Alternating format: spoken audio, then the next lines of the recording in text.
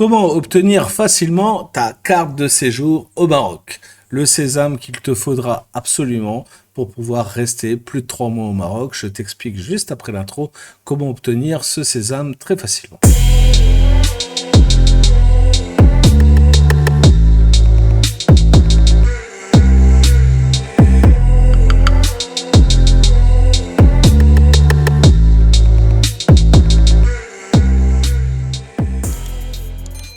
Salut à tous, c'est Seb pour Marketing Divergent. J'espère que tu vas bien, que ton business se porte bien. Et si tu fais pas de business, ben que tu ailles bien, que tu aies de bons projets pour 2023. C'est vraiment le plus important. Et si tu as décidé de t'expatrier au Maroc, tu vas forcément être intéressé par ce que je vais te raconter. Donc reste bien jusqu'à la fin de cette vidéo.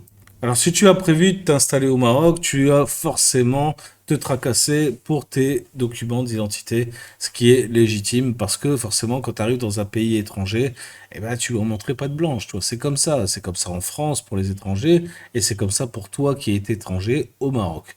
Donc, c'est quelque chose que tu dois faire très rapidement et je vais t'expliquer comment est-ce que tu peux faire ça très facilement selon ta situation.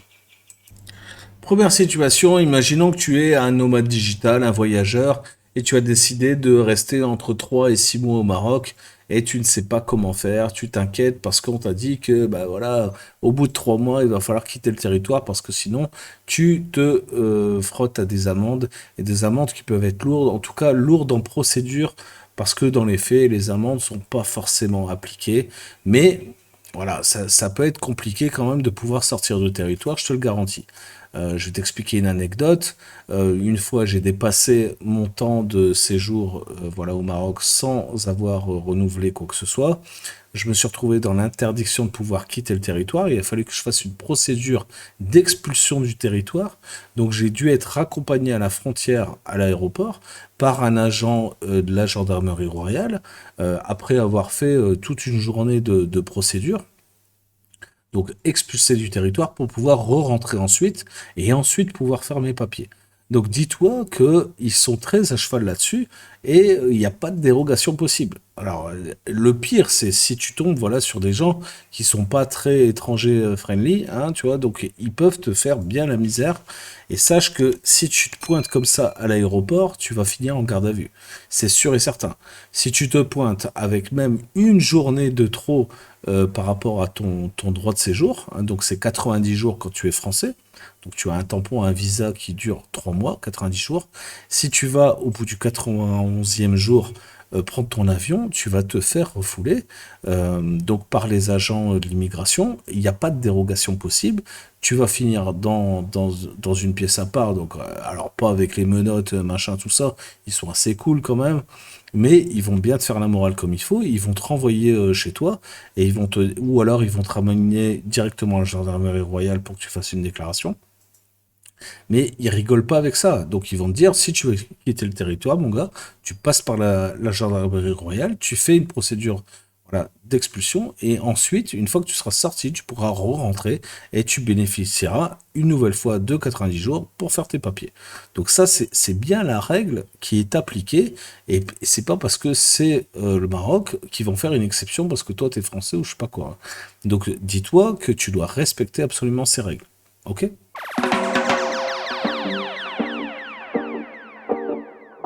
La bonne technique qui me semble être la plus raisonnable, en tout cas quand tu veux séjourner plus de 3 mois au Maroc, mais moins de 6 mois dans l'année, parce que au-delà de 6 mois, normalement, tu dois changer ta résidence fiscale, hein, c'est comme ça, c'est la loi des 183 jours. Donc, dès que tu passes ces 183 jours, 180 jours en tout cas, hein, 2 fois 90 jours, eh ben, tu dois te déclarer, voilà, résident du pays. Donc ça t'oblige à faire une carte de séjour, machin, tout ça. Ok. Mais tu peux bénéficier, on va dire, d'une espèce de tolérance au Maroc si tu suis la procédure que je vais te donner à l'instant. Déjà, quand tu arrives au Maroc, on te demande ben, pourquoi, c'est quoi le motif de ton séjour. Alors, si tu mets tourisme, c'est moyen. Si tu mets business, c'est plus intéressant pour eux parce qu'ils se disent, bon, le mec, il a quand même quelque chose à foutre dans ce pays. Il vient pas là pour regarder les dunes du désert ou visiter Marrakech et compagnie. Donc déjà, tu es un peu plus intéressant pour eux. Donc c'est déjà un peu plus pragmatique, on va dire. Et surtout, tu as un prétexte pour rester un peu plus longtemps. Donc tu peux, voilà, on te demande simplement ce que tu viens faire. Hein, tu vois, on te demande pas pourquoi, chez qui, avec qui, etc. On s'en fout. On te demande simplement une adresse de domiciliation, une adresse de résidence. Ça, c'est pour te retrouver si jamais il y a besoin. Les RG au Maroc sont très forts. Ils veulent absolument tout savoir. Donc tu es répertorié hein, dès que tu rentres au Maroc. Donc le mieux, c'est de rentrer comme ça en business. Si tu es nomade digital, en plus de ça, ça correspond à ça. Tu es venu pour faire des vidéos, pour faire, je sais pas, un travel shooting, je sais pas quoi. Donc forcément, tu vois, c'est pour travailler. Donc ok pour rentrer comme ça. Donc c'est ce que je te conseille. D'avoir bien sûr l'adresse où tu vas résider. Donc si tu as loué un Airbnb, procure-toi bien l'adresse précise avant parce que il te le faut sur la fiche de police que tu vas devoir rentrer à l'immigration, hein, quand tu vas passer l'immigration pour rentrer sur le territoire marocain. Donc ça, c'est la première chose à faire. Ok. Une fois que tu vas pouvoir maintenant intégrer ton Airbnb, etc., ton propriétaire, la personne qui te reçoit, a obligation normalement de faire une copie de ton passeport et l'enregistrer auprès de la gendarmerie royale du district. Hein, donc ça, c'est une obligation. Quand tu as un Airbnb, normalement, tu n'as pas besoin de le faire toi-même. Je veux dire, c'est fait automatiquement si le gars est il est réglementé, enfin, s'il respecte la réglementation. Si c'est pas fait, c'est à toi de le faire. On te dit au Maroc, si tu restes plus de 15 jours, il faut absolument que tu te déclares toi-même de ton propre chef auprès de la gendarmerie royale. C'est aussi ce que je te conseille de faire. Ça prend pas longtemps. Bon, au Maroc, ça peut vite prendre 2 heures, hein, voilà, mais ça, c'est pas longtemps au Maroc. Donc voilà, tu pointes simplement, tu vois, avec ton contrat de location, là, ton passeport. Simplement, tu dis, bah voilà, monsieur, je vais rester, je sais pas, 2 mois, 3 mois dans ce Airbnb-là, c'est prévu, il y a ci, il y a ça, machin.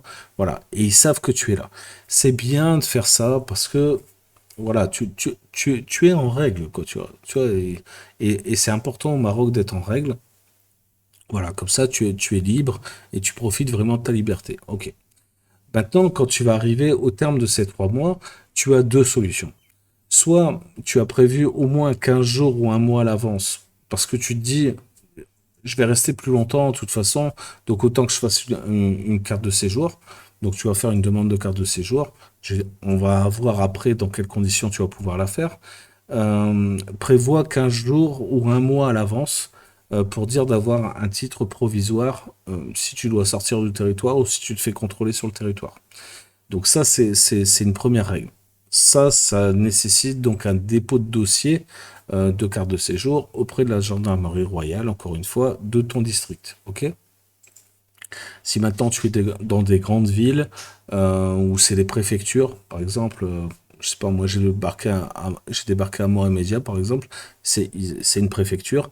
Donc là, tu déposes directement à la préfecture auprès des RG, hein, des renseignements généraux. Donc, mais la plupart du temps, c'est dans les gendarmeries royales et c'est eux qui font les démarches pour toi. Ce qu'il faut bien comprendre, c'est que tu peux renouveler 2 fois, si tu veux, ton séjour touristique. C'est-à-dire que tu peux passer 90 jours, 89 jours, on va dire, sur le territoire, ressortir du territoire. Alors là, tu as plusieurs choix. Tu peux aller à Ceuta, tu peux aller à Melilla. Ce sont deux enclaves espagnoles sur le sol marocain. Tu peux aussi aller, par exemple, aux Canaries, hein, juste en face dans l'océan Atlantique. Donc là, c'est pareil, tu te retrouves en Espagne, donc forcément, tu sors du territoire.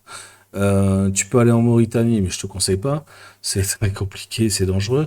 Tu peux aller en Algérie, la frontière actuellement elle est fermée, je crois qu'elle est encore fermée, donc tu peux pas y aller. Tu peux y aller en avion, par exemple. Mais je te conseille de prendre un vol pas cher.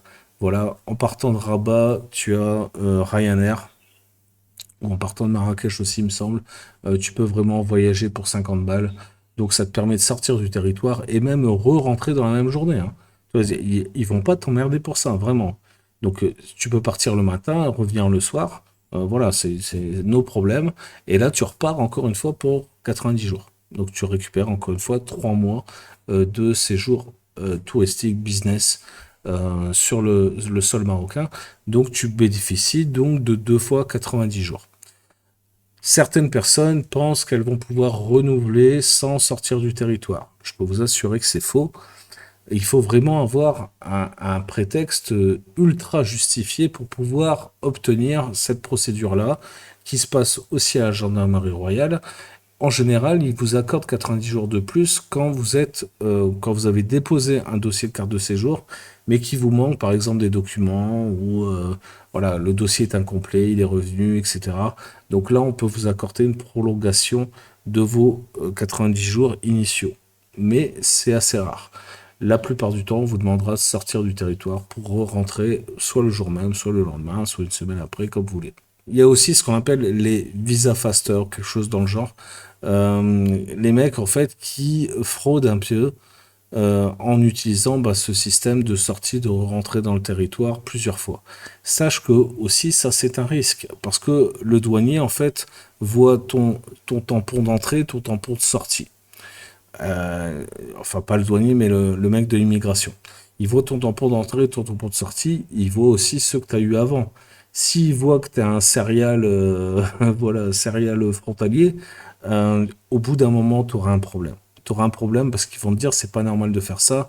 Et au-delà de 180 jours, tu as obligation de t'inscrire au pays. Voilà, c'est la limite en fait du visa qui est accordé aux Français ou aux Européens sur le Royaume. Donc il faut respecter ça parce que, encore une fois, tu vas te retrouver en garde à vue. Tu peux même passer au tribunal. Il y a des amendes qui sont prévues par le code pénal marocain qui peuvent aller jusqu'à 10 000 ou 15 000 dirhams et même de la prison. Donc ça, c'est dans les textes, hein. C'est pas dans les faits, mais dans les textes, tu peux aller jusqu'à 2 ans de prison. Donc dis-toi bien que d'être en défaut de titre de séjour au Maroc, ça peut t'attirer des grosses emmerdes. Donc fais attention à ce que tu fais, c'est vraiment important, tu vois, de respecter ces règles-là.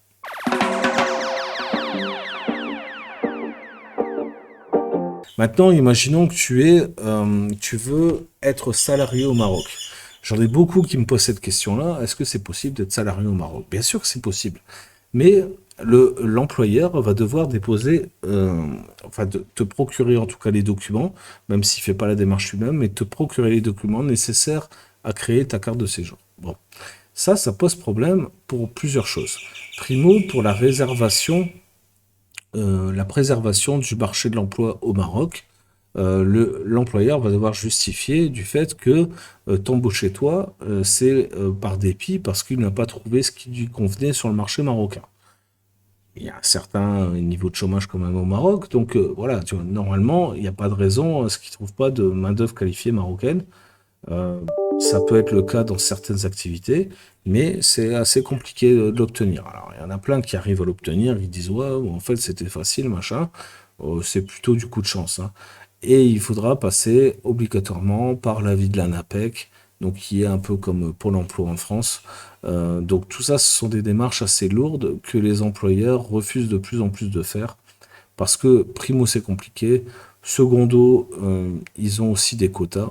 Hein, tu vois, c'est un peu comme en France, si tu veux, tu peux pas embaucher 99% de ta main-d'œuvre étrangère, ça pose problème.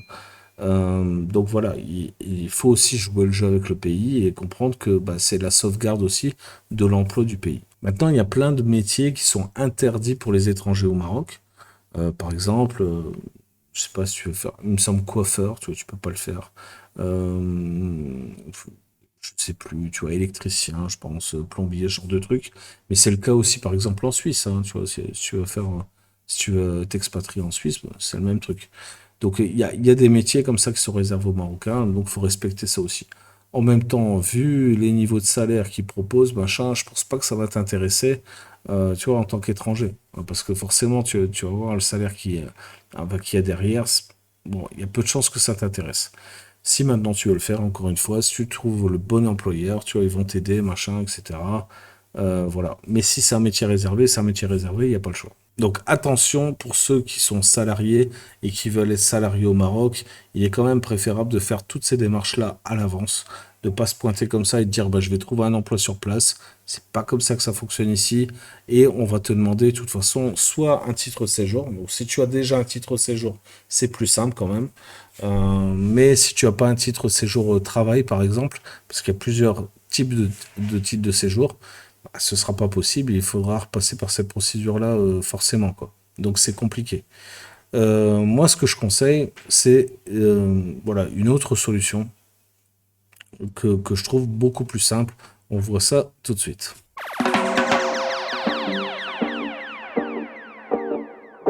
Ok, donc si tu veux obtenir ce document au Maroc, il va falloir montrer patte blanche. Pour ça, il faut respecter donc les règles, je te l'ai dit en preview de cette vidéo, hein, donc juste avant dans cette vidéo.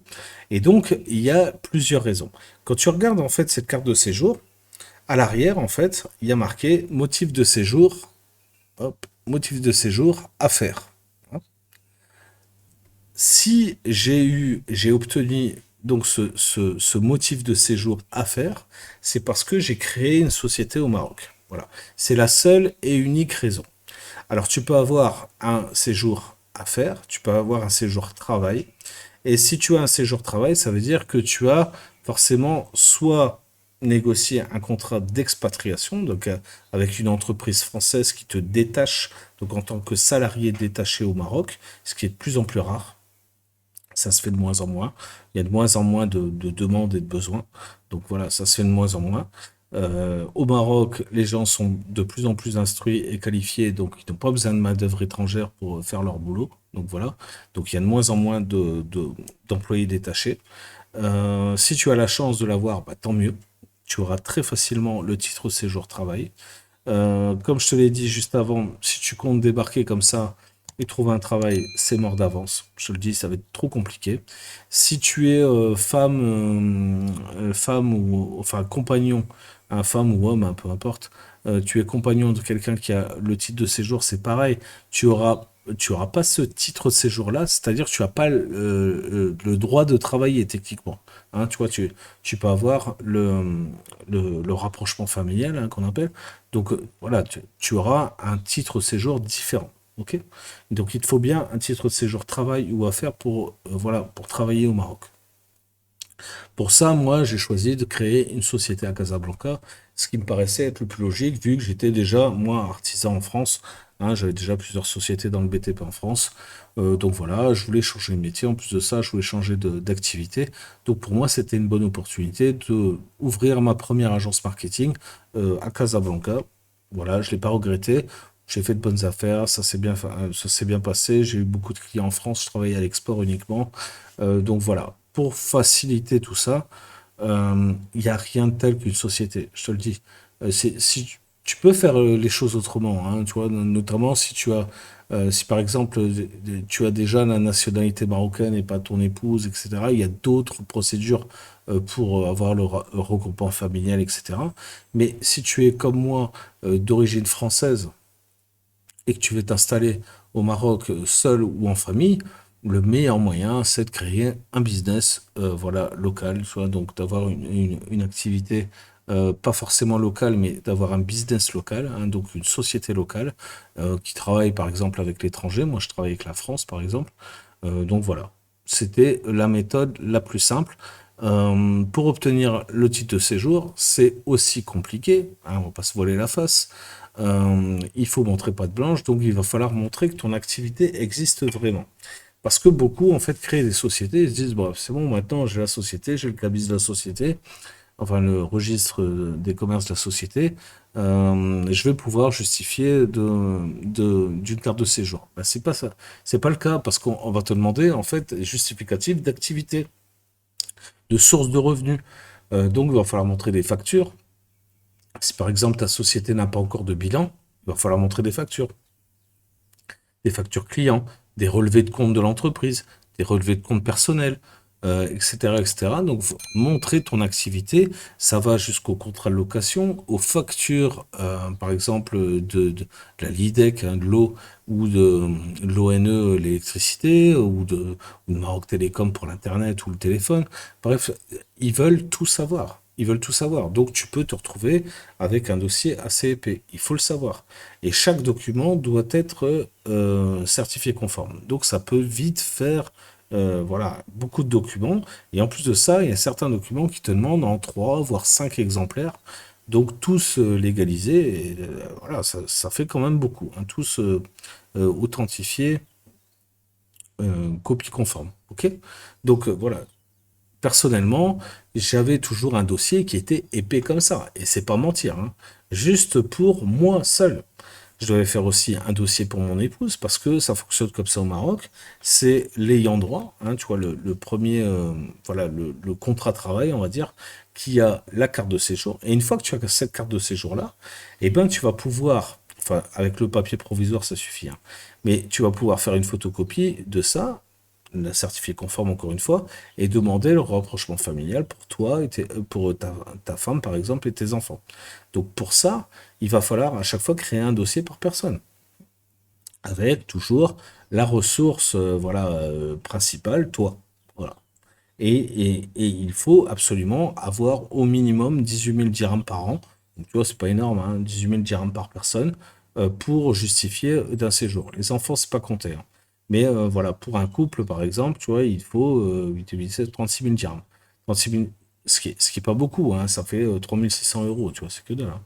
Mais on te demande quand même ça, on te demande de justifier, on te demande, voilà, tout un tas de documents, 5 photos d'identité, machin, etc. Bref, je peux te faire la liste de documents. Il suffit de me demander ça sur Telegram, je te le ferai par amitié, il n'y a pas de problème. C'est en tout cas, moi, ma vision des choses. Quand je migre dans un pays, j'apporte avec moi, si tu veux, et ben, le business que je peux générer moi, tu vois. Ça me paraît être la moindre des choses, c'est-à-dire participer au pot commun. Moi, j'étais content de payer mes impôts au Maroc, par exemple, alors que j'ai jamais été content de payer mes impôts en France, hein. Mais au Maroc, j'avais vraiment l'impression de participer au pot commun, machin, tout ça. Et on te le fait bien sentir, tu vois. Quand tu veux ta carte de séjour, on te demande, ouais, mais, enfin, je veux dire, toi, qu'est-ce que tu vas apporter, toi, au Maroc, en fait? C'est ça, ce dossier-là, en fait, il veut dire ça. Qu'est-ce que tu vas apporter au Maroc? Si tu as une bonne raison, tu vois, d'apporter des choses au Maroc, tu veux créer un business, tu vas créer de la valeur, etc. Donc, apporter de la devise, tu vois, au pays, bah, il n'y a aucune raison qu'on te refuse de quoi que ce soit. Donc, faut pas avoir peur pour ça. La procédure, après, elle est simple. Une fois que tu as créé ton dossier, tu as rempli, il y a un formulaire. Voilà. Ton dossier, les pièces justificatives, c'est ça le plus important. Ça coûte 100 dirhams par dossier. Donc, tu mets ton petit machin avec, 5 photos d'identité. Tu ramènes ça à la gendarmerie royale de ton district. Alors, fais bien attention. Il est possible qu'il y ait plusieurs gendarmeries dans le même district. Il n'y en a qu'une seule qui va s'occuper de ton coin, selon ton adresse de résidence, hein. Donc, d'une rue à une autre, des fois, ça peut changer. On va te demander le dossier, déposer ça, et en général, 15 jours après, même pas, allez, une semaine après, tu as la validation de ton dossier, s'il était OK, s'il était bien complet, et dans ce cas-là, on te fait un document provisoire avec lequel tu peux séjourner et voyager depuis le Maroc. D'ailleurs, tu peux séjourner en sécurité au Maroc, si tu te fais contrôler, il n'y a aucun problème, tu peux montrer ça. Et si tu veux prendre l'avion, bah, tu peux prendre l'avion avec ce document. OK? Donc c'est vraiment, tu vois, la procédure qui me paraît être la plus simple pour obtenir une carte de séjour au Maroc. Alors si bien sûr, tu vois, t'as pas d'ambition business, t'as pas, enfin voilà, t'as- t'as pas l'intention de créer quoi que ce soit. J'ai envie de te dire, qu'est-ce que tu vas foutre au Maroc, quoi? Tu vois, qu'est-ce que tu vas foutre dans un autre pays? Reste en France. Reste en France, sois salarié en France. Enfin voilà, reste en France. Si maintenant tu veux t'expatrier, pense qu'il va te falloir une source de revenus.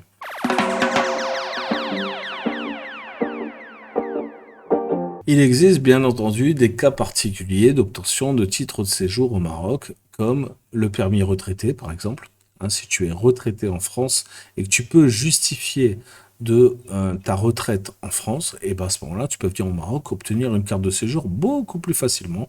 Hein, ils sont très friendly pour les retraités. Donc là, il n'y a pas grand-chose à montrer, juste ton rapport de retraite, te relever de compte, et l'adresse, enfin, tu vois, ton justificatif d'adresse, tu vois, au Maroc. Donc c'est vraiment très simple, plus le formulaire, les photos d'identité, bien sûr, et tout ça, copie conforme, hein. Mais voilà, c'est quand même beaucoup plus simple que la procédure que je t'expliquais avant pour quand tu crées une société, ok? Pareil, un truc que j'ai oublié de te dire, si tu as besoin de créer une société, j'ai des contacts qui vont bien à Casablanca, donc pareil, tu peux me faire la demande sur Telegram, je te répondrai amicalement, c'est gratuit.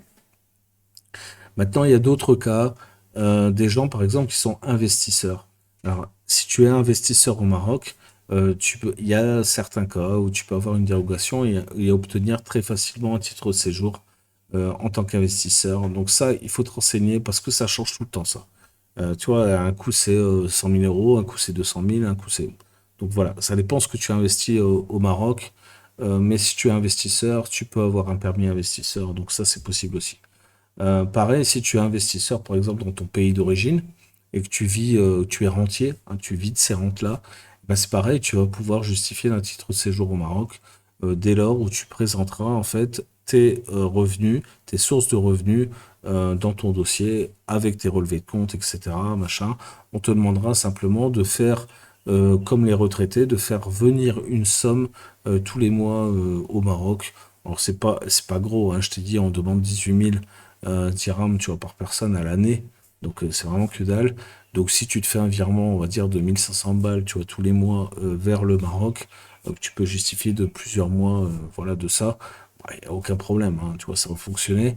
Il faut juste avoir des sources de revenus imposables, justifiables. Donc tu vois, avec ta feuille d'impôt française, plus tes relevés de compte, et éventuellement, je sais pas, un rapport de propriété ou autre chose qui peut appuyer ta demande, tu vois, c'est possible aussi, hein. Donc voilà, c'est pas forcé d'être absolument, enfin de créer absolument une société au Maroc, ou, etc. Pareil, si tu as une société en France qui te génère des revenus, que tu peux administrer à distance, tu peux aussi obtenir une carte de séjour au Maroc. Dès l'instant où tu fourniras la même chose. Ce qui est le plus important, c'est de fournir une source de revenus fiable pour vivre au Maroc. Ils veulent pas des clodos, quoi. Tu vois, c'est juste ça, quoi. Et c'est ce qu'on devrait faire en France. Au lieu d'accueillir, tu vois, toute la misère du monde, on devrait demander aux gens, tu vois, d'avoir une source de revenus et pas s'appuyer sur les aides sociales françaises. Au Maroc, il y a très peu d'aides sociales et quand il y en a, franchement, tu vois, ça remplira pas ta dent creuse, hein, je te le dis, hein. Donc voilà, et c'est fait pour les Marocains, quoi. Faut arrêter, hein. Donc voilà, déjà il y en a pas beaucoup, donc voilà, le peu d'aide, tu vas pas, enfin, voilà, tu vas pas les gratter ça, quoi. Je crois que cette vidéo a assez duré. Je pense que je me suis assez exprimé sur le sujet. Après, encore une fois, je suis pas avocat fiscaliste ou spécialiste de l'immigration, etc., etc. Je parle juste de mon expérience personnelle. Je parle juste de ce que je sais, des connaissances que j'ai, que j'essaie de partager dans cette vidéo et dans d'autres. Donc si tu as apprécié mon contenu, bah pareil, un petit like. Si tu n'es pas encore abonné, bah, il n'y a toujours pas d'impôt sur la foutue cloche abonnée, donc abonne-toi, c'est gratos. Et on se revoit bientôt pour une prochaine vidéo. Si tu as quelque chose à me dire, fais-le dans la zone commentaire, c'est dédié à toi. À bientôt, ciao, bye, c'était Seb. Ciao.